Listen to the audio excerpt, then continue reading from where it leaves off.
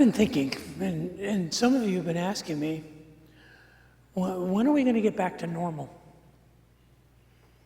When are we going to get back to the way it was? When are we going to return to normal? I have good news. Or not. See, normal is a calculation. Normal is a myth.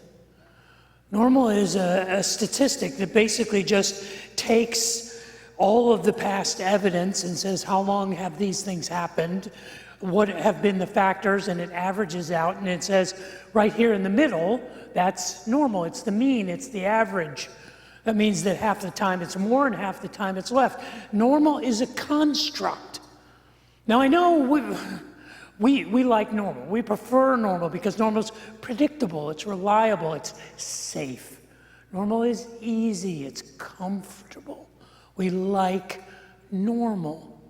But normal is not real. Normal is not how life is lived.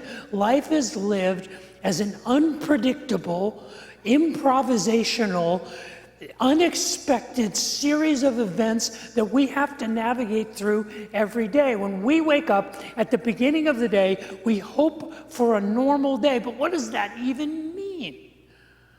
Life is a dangerous, risky adventure. And so we look for the average, we look for the calm, we look for the predictable and the stable. But there's really no such thing as normal. And that's uncomfortable for us. In fact, I think it's terrifying. I think we are frightened to death of the idea that tomorrow something might happen that we didn't anticipate, that things will unfold in a way that we are unprepared for, and that makes us terribly uncomfortable.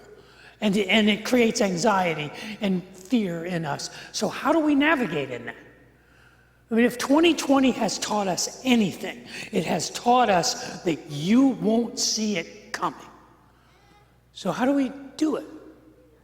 How do we navigate in a world that doesn't telegraph its intents, that forces us to make it up as we go, that doesn't ever go normally? Well, I want to suggest that the way we do that is that we stay liminal. In the coming weeks, I want to explain what I mean by that, what it means to be in a liminal space. But today, I want us to talk about the foundation. There has to be something upon which that liminal mindset is built. And I want to talk about the foundation of our life. Because in an unchanging world, there is something that never changes. And we can adapt and we can adjust as long as that base is there. And that's my prayer today.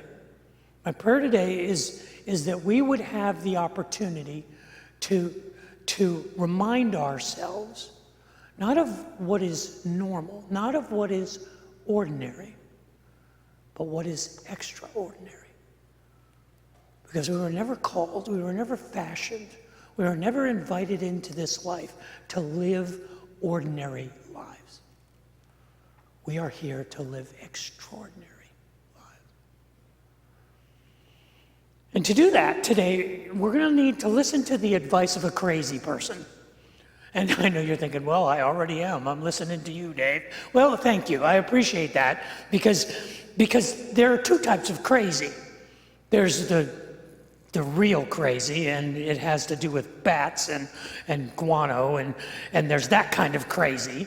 There's the kind of crazy that just they can't get a grasp on reality. We've all known people who are that kind of crazy. But there's another kind of crazy. There's a kind of person who's always looking for a better way, who always says, okay, if this is good, there could be better. Who's crazy like that, who's crazy like I want the best out of life. I'm crazy about life. I'm crazy about the opportunities.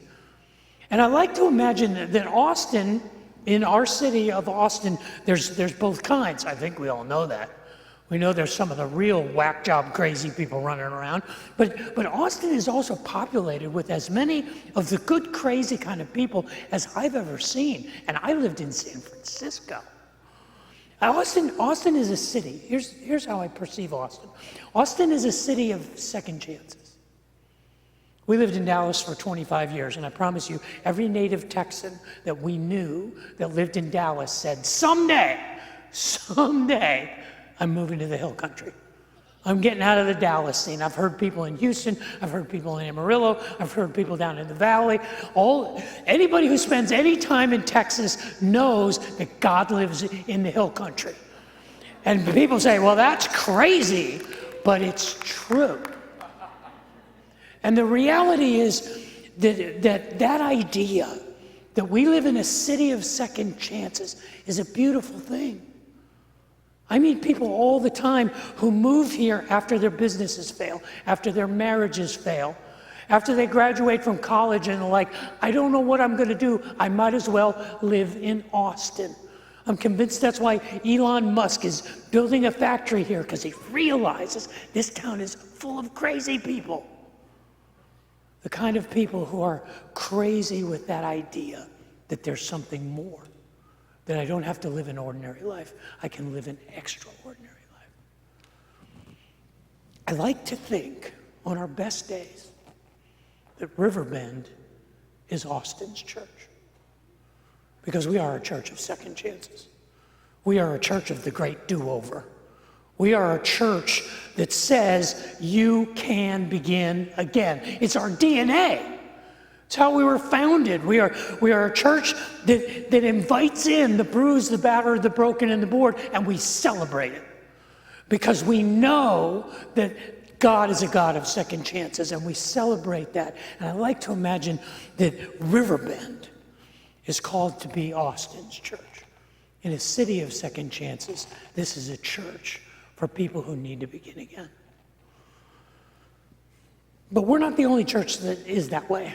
God always has those crazy churches where they welcome in the strays and the stragglers and the broken and the bruised and the battered and the bored. In fact, from the very beginning, there have been churches that have been Riverbends. I think the original Riverbend was in the city of Corinth. The city of Corinth was a Greco-Roman city at the southern end of Greece. It was on the Peloponnesian Peninsula. Say that 3 times fast. The Peloponnesian Peninsula. Peloponnesian. I didn't have to say that. Anyway, it's on an isthmus in between the Aegean Sea and the Adriatic Sea. And it's a city in between. It wasn't just geographically in between. It was in between the Greeks and the Romans. It was in between the Jews and the Gentiles. It was in between the slaves and the free. 2,000 years ago, the city of Corinth had a population of almost 700,000 people. 80% of them were slaves. And they were from all over the Roman Empire, and they came to Corinth because Corinth was a risk-taking city. Corinth was a city where you could come and have a second chance and a new beginning. And in 51 AD, the Apostle Paul was on his second missionary journey. And his group of vagabond evangelists wound up in Athens, and when they got driven out of Athens, they wound up in Corinth. And when he got to Corinth, he lived in Corinth for a year and a half. He had a business making tents with 2 people named Priscilla and Aquila. And they lived and made tents and earned a living in the city of Corinth. And in his free time, the Apostle Paul would go out and he would share the story of the gospel in the agora, in the marketplace, and in the amphitheaters where the scholars would debate. In the synagogues, he would show up and he would tell them about the Messiah that had been promised. And a church was birthed there in Corinth. And from the very beginning, the church in Corinth was a mess. Not like us. It was a church of the misfit toys. It was the place where people had come from that city of second chances, and they wanted a fresh start, but they didn't know how to have it because they had so much baggage and they had so much junk in their life. And so the church in Corinth, what I like to call Riverbend East, was a church that was full of struggle and drama and problems.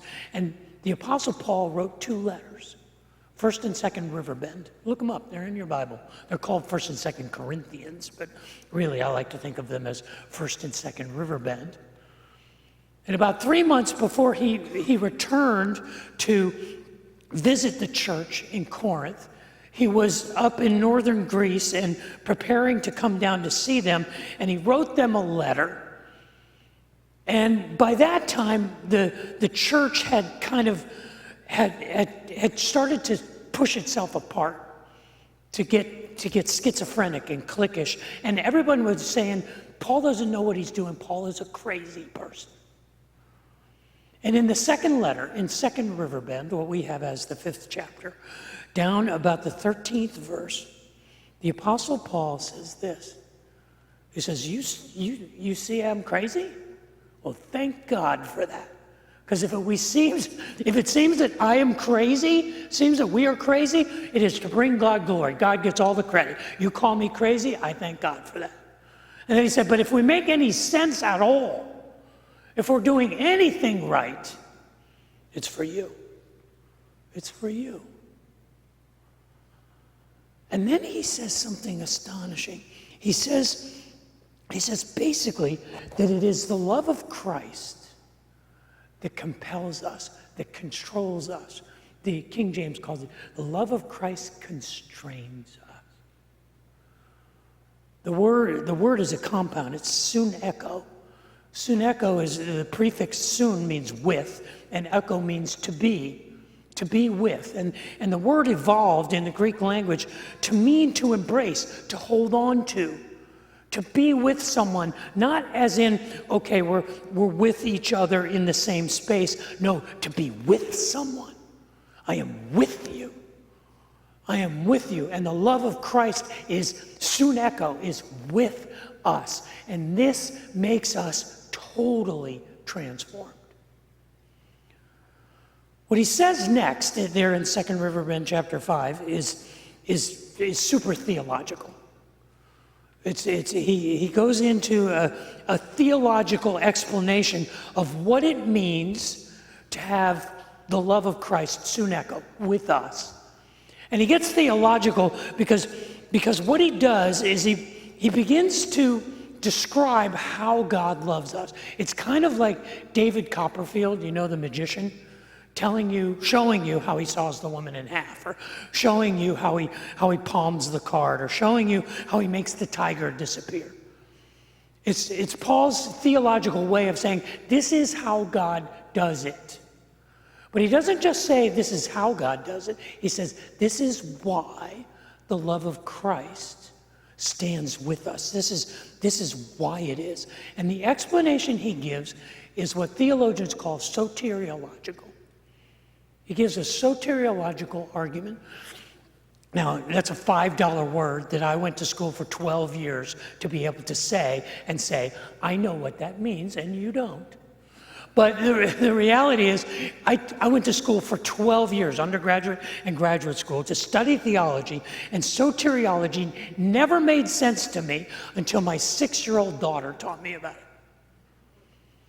Now, I'm like, Diane and I were like some of you. Some of you were like Diane and I were as a young family, as a young couple. We said, we're young, we want to have children while we're young, we want to have more than one child, so let's have them all at once. Now, I know the Jones family had like 5, although we didn't go that far, but we had 3 children in 5 years. And when I say we, my wife had 3 children in 5 years. And I know there's some of you who understand what it's like to have 3 preschoolers under your charge, because you have to go from a man-to-man when you have 2 to a zone defense. And there's always somebody running free. So we started to make some very strict laws about behavior in our home with our 3 preschoolers. And one of the rules that it was up to me to enforce was that the girls were never allowed to fight and absolutely could never hit each other. Now that was for our own sanity. As a young parent, you realize your kids are going to fight. You're not going to stop them from doing it. It's how they learn to navigate life and negotiate. But you know what it is. When they're like screaming and throwing stuff, you got to put a stop to it. So I would lay down the law whenever they would start fighting. And I remember this one day, I walked, I'm in some part of the house, and I hear them, and they're going at it in one of the back bedrooms. And I walk in there like, I'm going to lay down. I'm going to bring the heat hard right now. And I walk in, and my 2.5-year-old, Caitlin, takes a Barbie doll and hits her sister in the head with it. I don't know if you're familiar with Barbie, but there's not an ounce of fat on the girl. That was a tough shot. And I'm like, that's it. Game over. You two, Kai and Leah, out. Caitlin, you are getting it right now.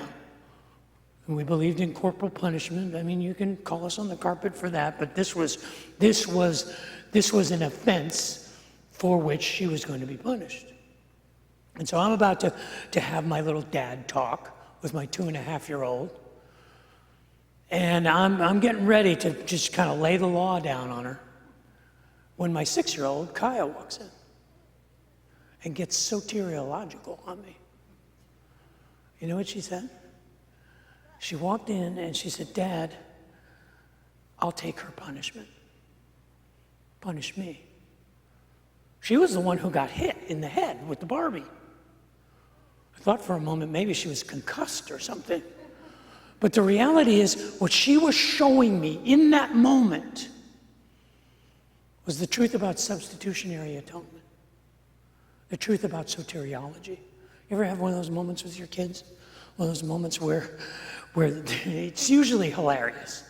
Your kids are saying something, and they say something that's so outrageous, you should like reprimand them for it, but it's so hilarious, you're like, you shouldn't say that. I'm writing that down. Well, this was one of those moments where my 6-year-old daughter was teaching her theologian father. She said, I'll take her punishment. That's what substitutionary atonement is. That's what soteriology is. It is the doctrine of substitutionary atonement.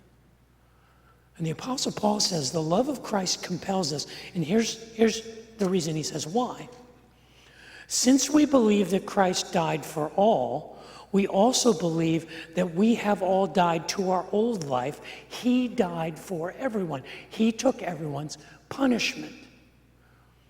Let me put that in terms that a 6-year-old can understand.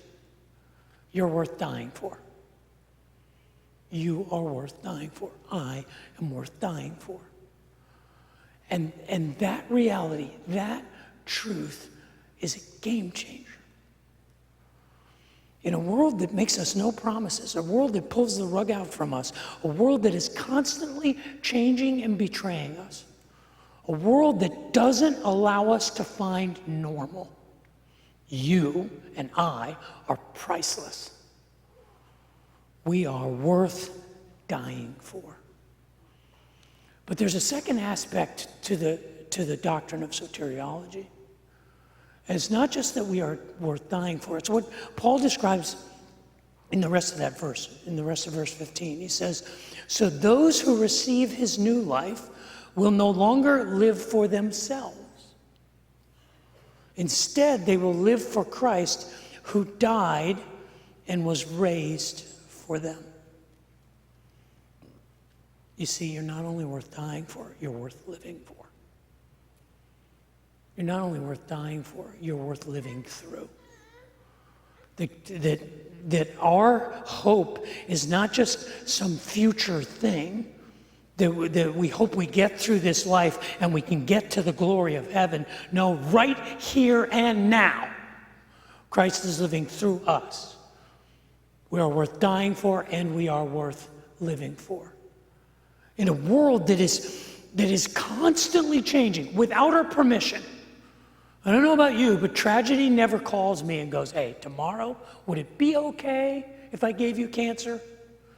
Would it be all right if tomorrow you were sitting at a red light and somebody plowed into you from behind?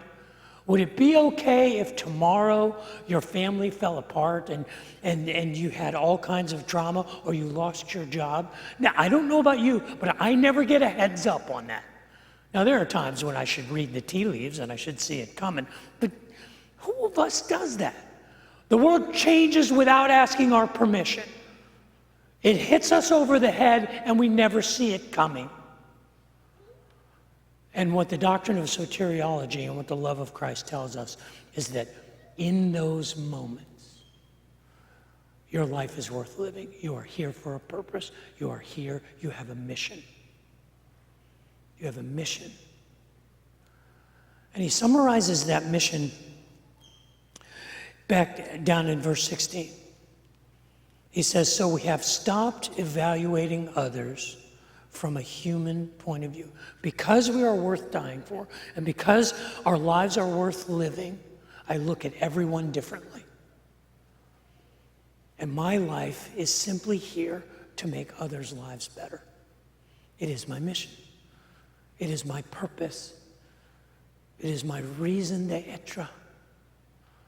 It is why I am here. It is why I am worth dying for. Because I can see everyone through that lens, and I see everyone as equally priceless, equally worth dying for, and equally worth a life worth living. And that's a game changer. And in a world that promises us nothing, in a world that constantly takes from us, in a world that never asks our permission to whether or not we're okay with change, just changes and changes and changes. The way that we cope with that is to stay liminal. And the way that we enter into that liminal framework, and we'll talk about that next week, is we realize that we are priceless. And we see everyone we meet as equally priceless. You know, I wonder sometimes. Sometimes I wonder what I'm doing here at Riverbend. You know? I'm like, why couldn't I be the pastor of a nice church? Why couldn't I be the pastor of one of those buttoned up, you know, one of those really good churches where everybody comes in with their Bibles and they got suits and ties on and they're all cleaned up and all their children are marching behind them like the Von Trapp family from The Sound of Music. And everybody's nice and the music is nice and everything they do is nice. And it's a nice church full of nice people. Wouldn't that be awesome if I could just be a pastor of a nice church with nice people? Why did I have to be a pastor of a church where we say, yeah, bring your crap. Come on. We don't care. Just come with your garbage. Bring your wounds, bring your scars. Oh yeah, and it's like running a restaurant and you say to everybody who comes in, just go through your trash and bring it and we'll cook it. That's what we'll do. Bring us squirrels and possums and, whatever you find on the way. Bring your roadkill. And that's what we'll feed on. I know why I'm not a pastor of a church like that. It's because they wouldn't let me in. Because I'm not a nice pastor. Because I'm just as damaged and as broken as any of you. And that's the beauty of it, I think. I think that's what makes it so spectacular to be in Austin, a city of second chances, at a church where you can begin again and you can come as you are. I'm not sure I'd have it any other way, even if they wouldn't have me at the nice church. Not sure I'd want it. So when we ask ourselves, when are we going to get back to normal? When are things going to be normal? I have good news. They're never going to be normal. Because we're not called to be normal. We're not called to be ordinary. We're called to be extraordinary because we are loved and we are to be love because we are beloved. So good to see you guys today. Thanks for being here.